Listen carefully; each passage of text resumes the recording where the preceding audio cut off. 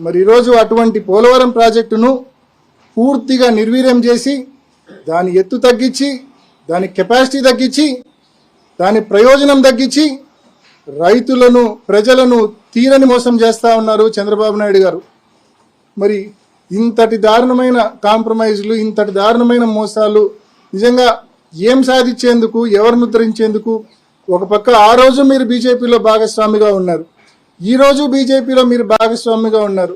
పైపెచ్చు ఈరోజు మీ వలనే ఈ ప్రభుత్వం నిలబడి ఉంది.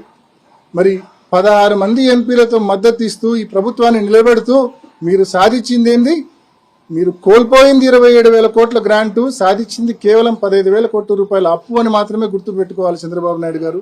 మరి ఇంతటి ద్రోహం ఈ రాష్ట్రానికి చంద్రబాబు నాయుడు గారు చేస్తూ ఉన్నారనే విషయాన్ని మాత్రమే మరి లోక్సభలో మా ఫ్లోర్ లీడర్ గారైనా, అదేవిధంగా రాజ్యసభలో మా ఫ్లోర్ లీడర్ గారైనా మేము చెప్పిందల్లా కూడా రాష్ట్ర ప్రభుత్వము, మా రాష్ట్ర ప్రజానికం, మా రాష్ట్ర రైతులు ఏ రకంగా నష్టపోతున్నామనేది విషయమే మాత్రమే మా పార్లమెంట్లో, లోక్సభలో కానీ రాజ్యసభలో కానీ చెప్పాము. ఎక్కడా మేము వ్యక్తిగత విమర్శలు చేయలే.